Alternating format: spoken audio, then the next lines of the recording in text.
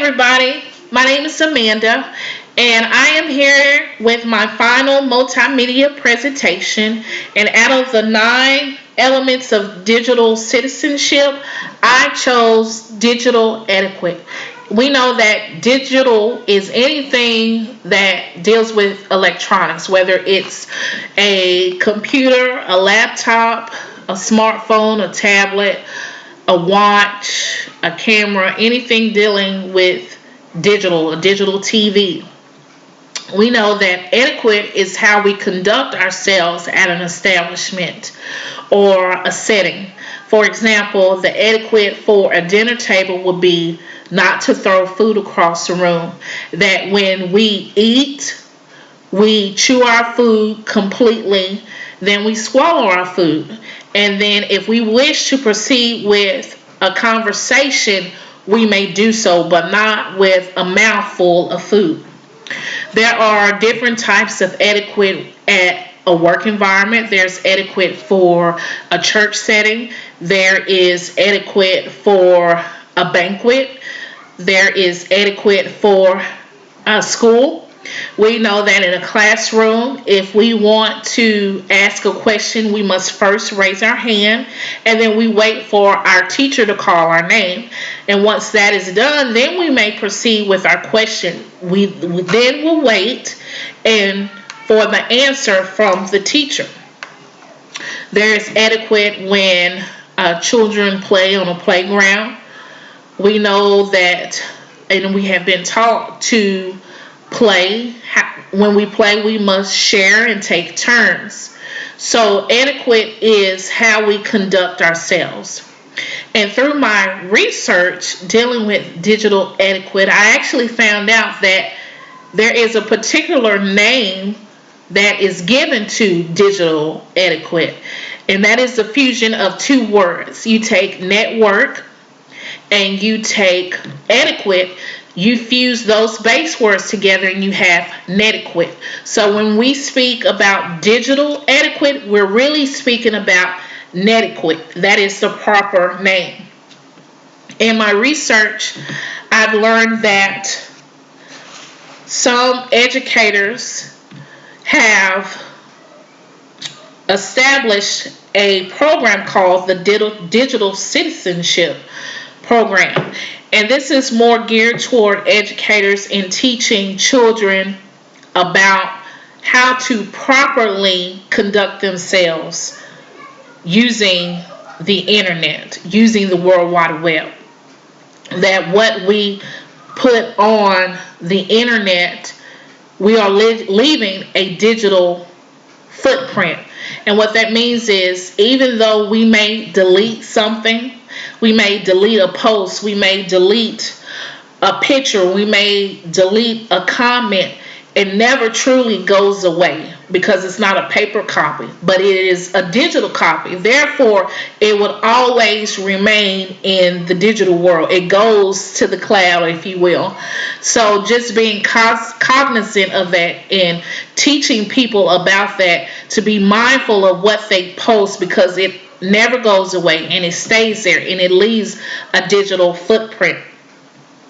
I also learned that we must teach as educators students about cyberbullying and how to conduct themselves if they experience that.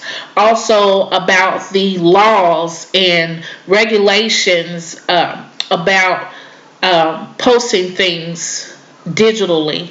And then also there is identity theft. That's a big thing, because now we can, especially with the crisis that's going on, the pandemic of COVID-19, there's a lot of things that people are ordering online. So being cognizant about our bank account information, how do we handle that? What precautions can we take about identity theft, just the basic guidelines about using the World Wide Web.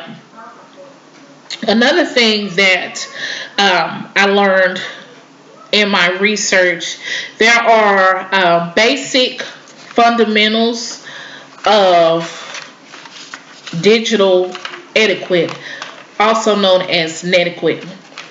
So, for instance, how we can conduct ourselves to be better citizens using the World Wide Web will be in texting and or writing an email or making a comment. Do not use all caps, because all caps can be assumed that we are yelling. So be mindful of that and use lowercase letters, unless it is the first letter of a name or the first letter of a sentence. Then you can use caps. For example, I wouldn't say I am mad at you in all capital letters, because that makes it seem like I am yelling, I am screaming. So being mindful of that. Another basic practice in etiquette for digital citizenship would be to cool off before you respond to a message or a post. Make sure that you are correcting your spelling and grammar. Respect everyone's privacy. Use clear subject lines in an email so that the recipient may know without a doubt and do not have to guess what your email is trying to say. You are making it very clear in the subject line what the email is about. Adjust your tone and style in writing an email. Don't forward private messages. Remember, emails and texts can never be erased, and they can never be deleted, and they also can be printed. And I believe that in my research, these practices and these basic principles of how we can conduct ourselves in Netiquette is based off of the social platforms of Twitter, of Facebook, of messengers, of emails, of Google Classroom. Just being mindful of how we can conduct ourselves and be good citizens using the internet and the World Wide Web. And so this concludes my presentation. I hope that I said something that was helpful to you in providing an explanation of what digital etiquette, also known as Netiquette, was about. And I will also provide you my resources attached to this presentation. Thank you for your time and have a great day. Thank you.